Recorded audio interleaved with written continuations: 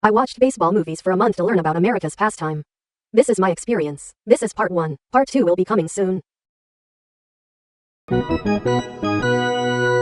Based on the best-selling memoir by Nick Hornby and its eventually British film adaptation, 2005's Fever Pitch is a romantic comedy starring Drew Barrymore and Jimmy Fallon, about a man's obsession with the MLB team, the Boston Red Sox. The novel, originally about football, was changed to suit an American market. The movie is following Jimmy Fallon as Ben, a school teacher, and Drew Barrymore as Lindsay, a career busybody. Ben is a fanatic for the Sox. His whole house is Sox-themed, except for his toilet paper, which has the Yankee logo on it. He has season tickets gifted from his deceased uncle. These season tickets get in the way though, as once baseball season starts, Ben goes to every game. Bro, I can't even find the time to watch one movie most nights, and this guy goes to every home game and watches every away game. Bastard. As the season goes on, Ben and Lindsay go through some troubles. At one point, Drew asked Ben if they want to go to Paris for the weekend, and Homeboy straight up said, "Nah, I'm good, the Marlins are in town." All because he wanted to go to the games. Fuck, man, I'm not this obsessed with anything. Through some ups and downs, our couple makes it to the finals of the MLB season, and they realize they are made for each other, with Ben compromising and Lindsay giving concessions. To be honest, Lindsay had a point the entire movie. I watched this with my girlfriend, and I swear to God, if I pulled half the shit Ben pulled, my ass would be dumped so fast, but life ain't a movie. Or is it? The most famous thing this movie is known for is not for the stars who have average chemistry. It's not the script, which is middling but serviceable, not the direction, but the IRL circumstances that helped influence the end of the movie. The film makes reference to the Curse of the Bambino. What is this? You heard about this? The Red Sox won the World Series championship in 1915, 1916, and 1918. Their major star was this Babe Ruth fella. Like, I guess he was the LeBron of chubby white baseball stars. But in 1920, the owner of the Red Sox, Harry Fraz, sold Ruth to the Yankees so he could, like, finance Broadway shows. Brutal. What a queen, though, to be honest. This is where the Curse of the Bambino begins. In that same time period, it seems that the Yankees also acquired the Sox GM and various players. Basically, this was like the Luka trade times 10. That's rough. The Sox never won a World Series after that and seem to have a run of brutal losses through the next few decades, including tough mistakes in 1946, 48, and 49, also 67, 72, 75, and 78, and a seemingly infamous World Series against the Mets in 1986 where they just completely collapsed. Go Mets! All of this is to say that this movie frames the curse as a huge barrier to the Sox championship potential, and in turn is a metaphor for the relationship in our movie. But something unexpected happened. The ending of the movie was changed on the fly because in 2004, while this random studio rom-com about a historically losing baseball team was being filmed, they won. What do you mean they won? Like a couple games? No, like the World Series. After a history-making 0-3 comeback against the Yankees, the Red Sox biggest rival, they won the whole damn thing. Dude, life is so crazy sometimes. People are awesome. Maybe life is a movie. Yeah, maybe life is a movie.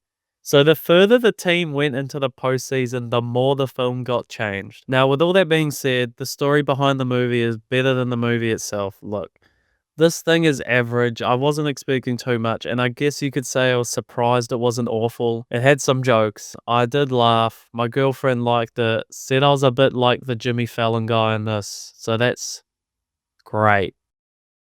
What did I learn from this movie about the game of baseball?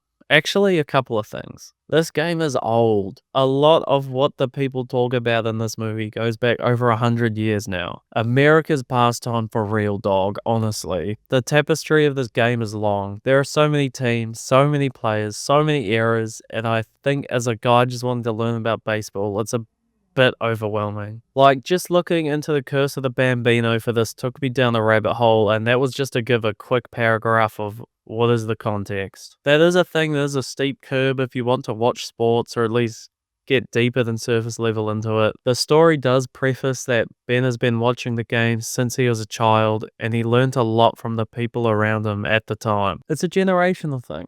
I could have that in my life, but in NZ, we're a rugby country. And as much as I like rugby, I never got into it that much. Not as much as a Kiwi dude is expected, I guess, which is why doing a video about baseball might be dumb, but whatever. Another thing I learned is there's a lot of games.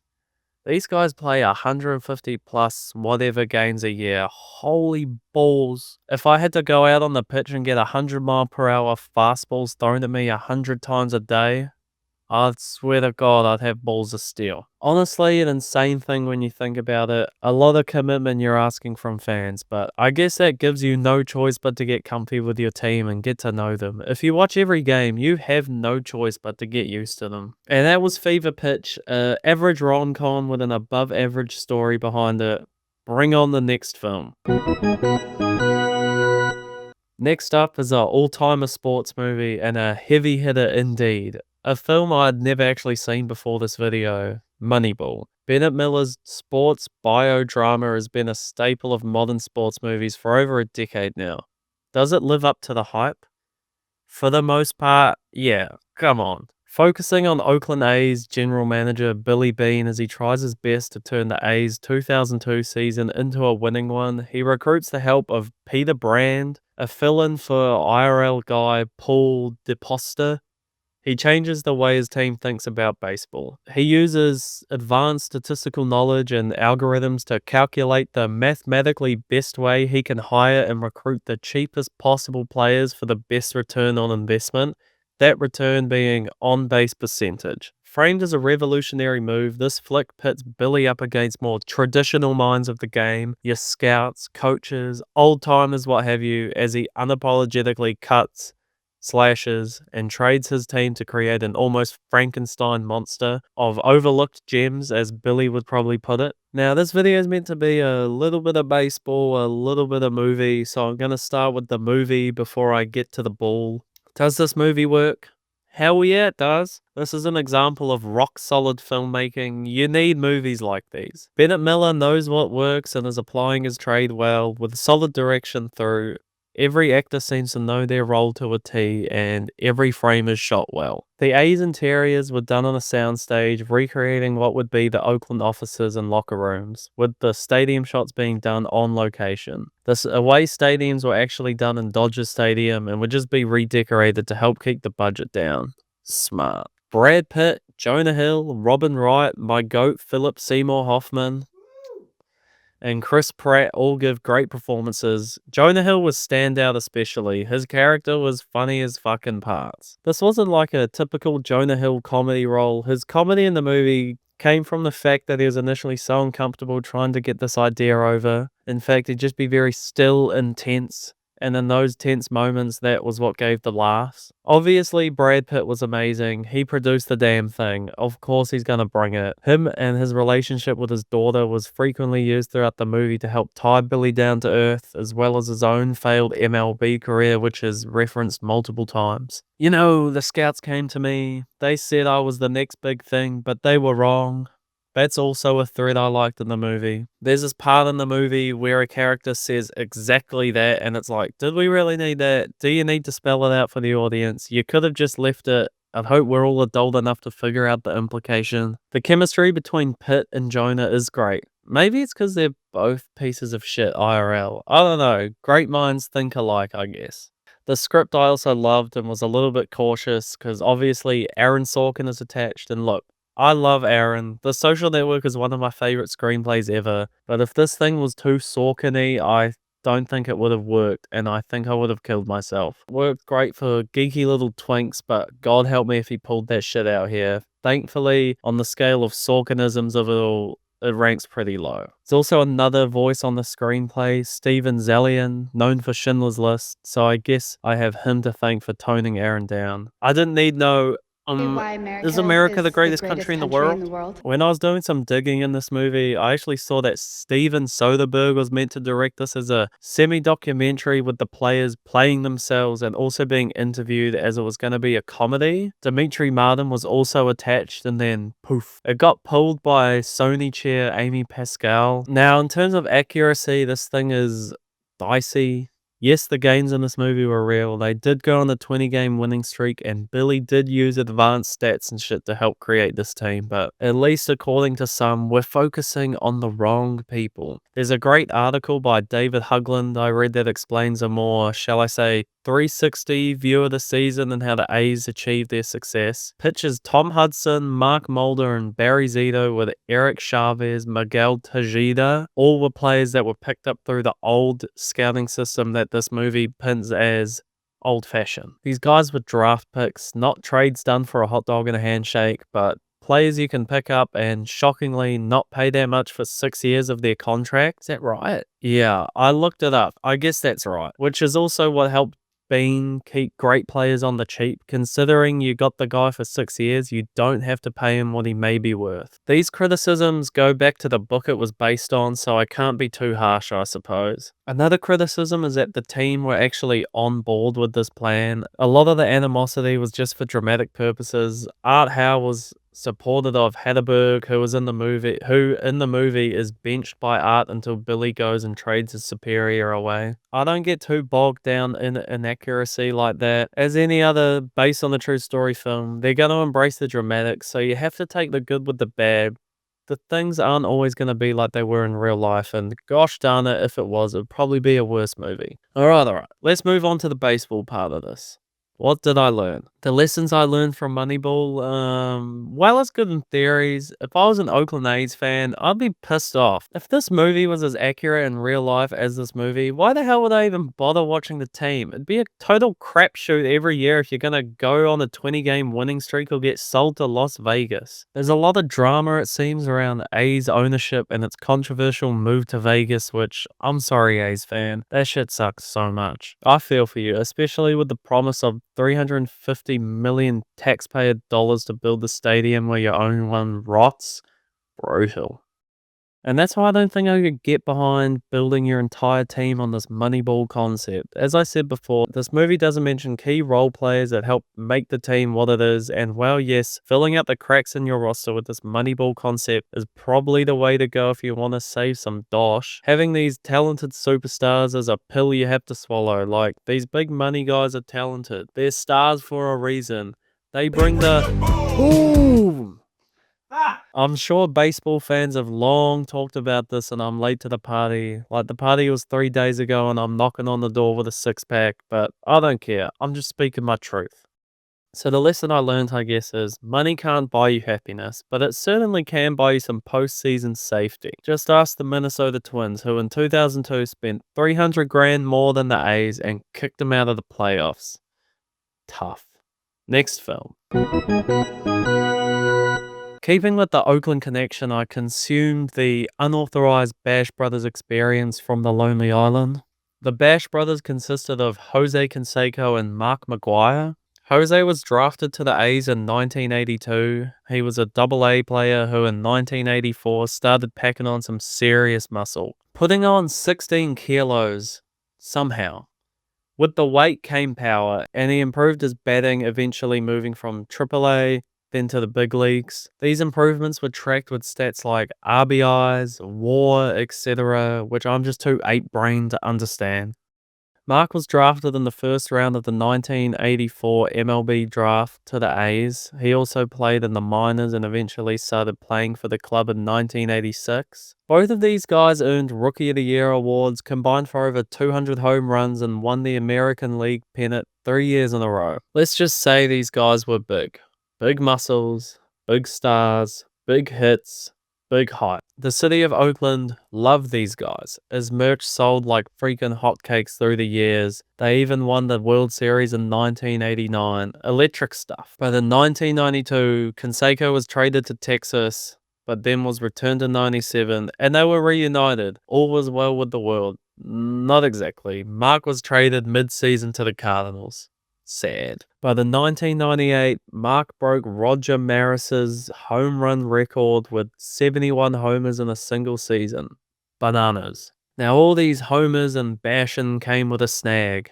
Steroids, yeah. You don't put on 16 kilo of muscle just by eating chicken, rice, and broccoli. Steroids have been brought up multiple times, with rumors stirring these guys' whole career. Canseco admitted to steroid use in his 2005 book. He also said about 85% of players were on them. No Shah. At a congressional hearing, Mark McGuire was questioned on his steroid use and refused to answer, claiming he didn't want to talk about the past. Alright, bruh. Now, all of this is to give the context of what this film is, a Lonely Island tribute to two iconic players in a way they only know how, with over-the-top songs, a frantic and busy visual language, and a blending of fact and fiction. It's good. I don't think I have too much to say about this one. I'll try though. My brother had just cut a shoot promo about how baseball was boring before I put this on. We watched this together, so bit of a tense watch. The songs in this movie were pretty good, but the movie really excels in the insanity of the whole thing. It's half an hour of balls to the walls, raps and gags with some 90s boom bap, some Memphis style, some trap, a slow jam. It's pretty much what you'd expect from a Lonely Island production about baseball, with a gag a second and a joke flying at you so quick you probably just have to watch this thing a couple times to get it all. The things I learned about baseball from this one, cheaters never prosper, unless you're Mark McGuire and Jose Canseco. The next film I watch is a little bit of cheating.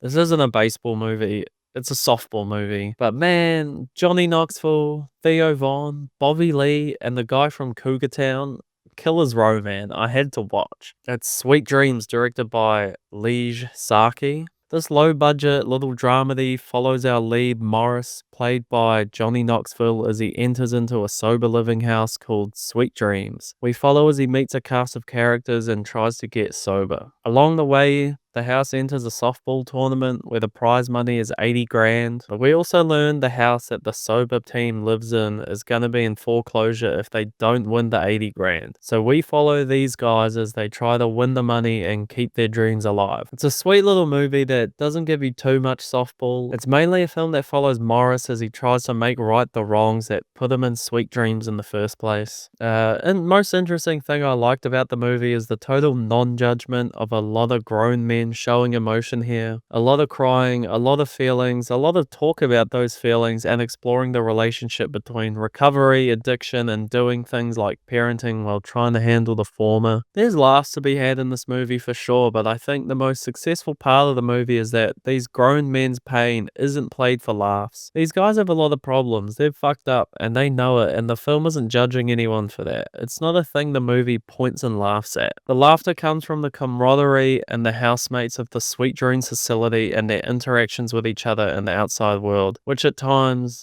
brings the funnies. Where the film goes wrong is a lot of little things, I suppose. The story and the characters feel lived in. These guys really embody their characters, but we're only with them for 90 minutes and we got a lot of them to meet. So some of the weight that comes with being connected to certain characters is lost in moments. The story in that regard also feels incomplete.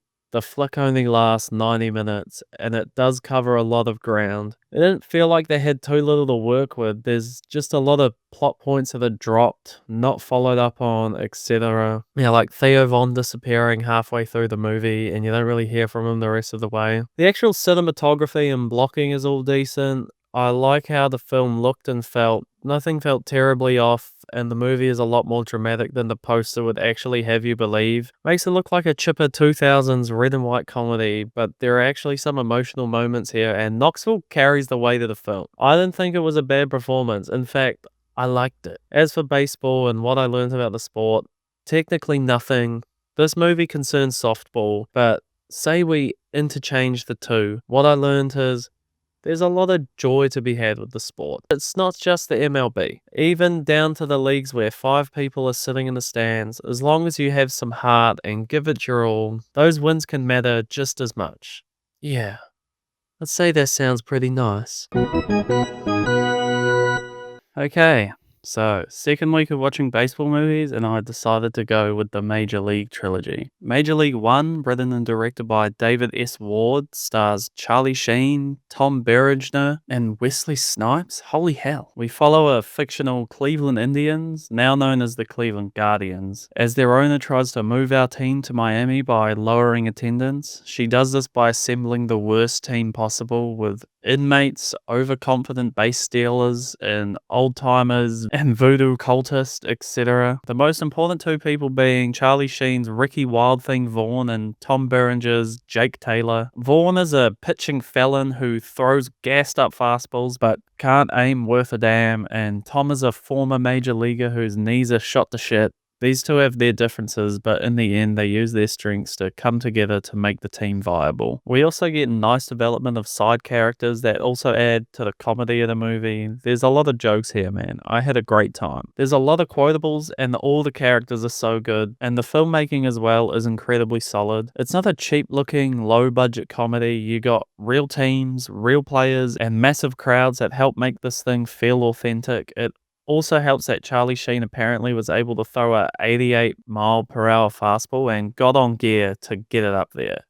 Badass. One of my favorite things in this was the opening, a montage of images showing the blue-collar aspect of Cleveland. It really helps set the tone of the movie, a story of underdogs. We also cut to various reoccurring characters in the movie that keep us updated on what the public think of the team. It really grounds it to the city, and I appreciated it. It really helped this thing feel like a full experience and not half-baked. This film also inspired things IRL. Cubs pitcher Mitch Williams adopted the nickname Wild Thing.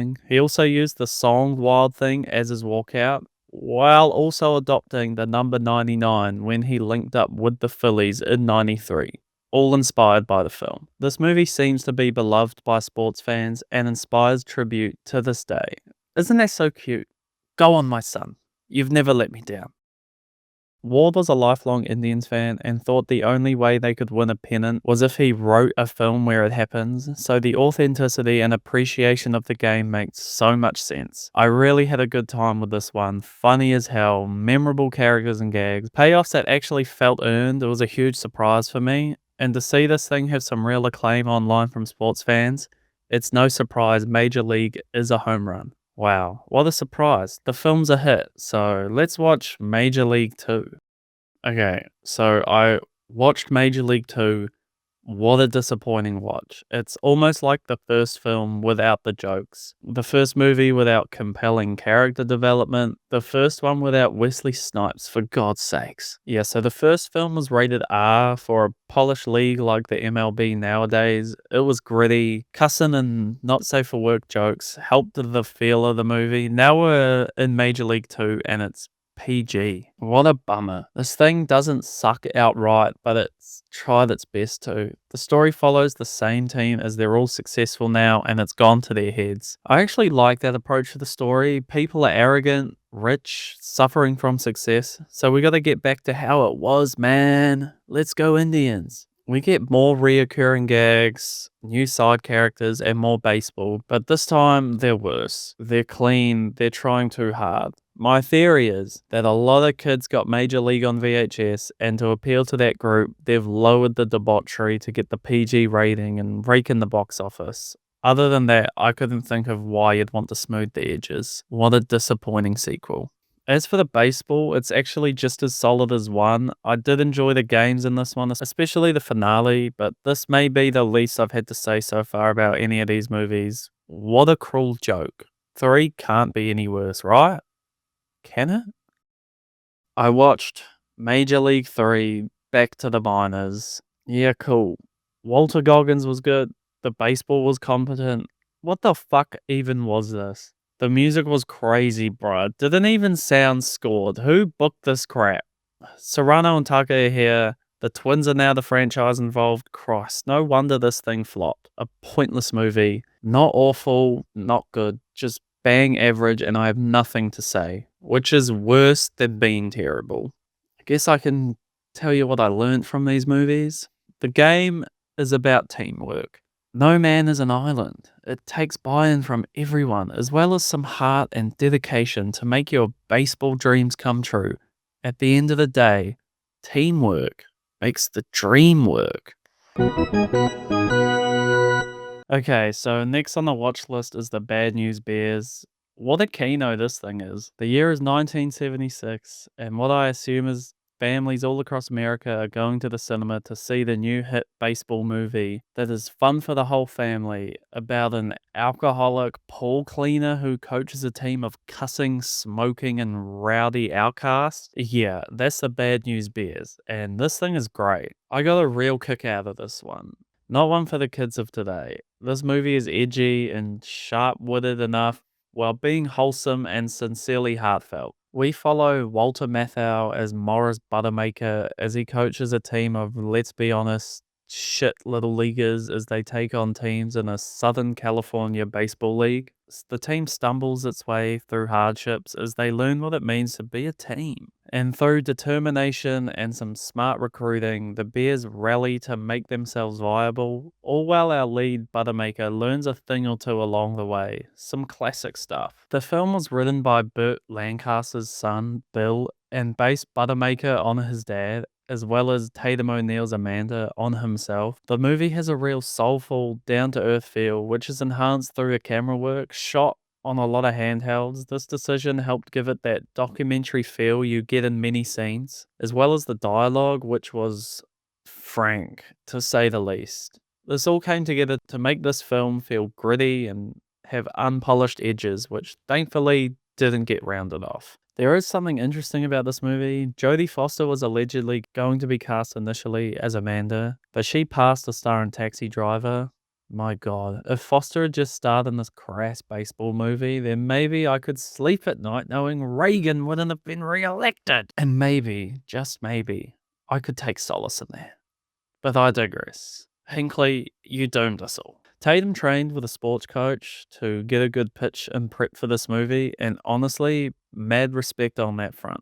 As well as getting paid $350 grand and taking a split of the movie's profits. My God, that's some Sigma shit right there.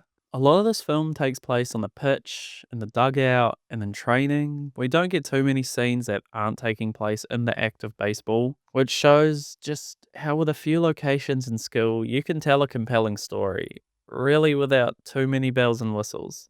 It also shows the capacity for sports to teach people life lessons. All the lessons these characters learn are in the field, in the dugout, so massive respect to Bill for the talent it took to tell the story the way it is. This also features probably the greatest final game of a sports movie I've seen in a long time. No shit, this thing is epic. There are a lot of character moments that happen all throughout this whole final game that leave you satisfied. Parent-son dynamics, the pressure adults put on kids to play sports, as well as the drama between the teams themselves. This final game between the Bears and the Yankees helped cap off this movie and give that ending a film like this needed. Especially with a payoff for just about every character we've got to know, as well as people we only saw for a little bit. So, overall, great performances all round, pitch perfect writing, great direction, a lot of fun. The Bad News Bears is a home run.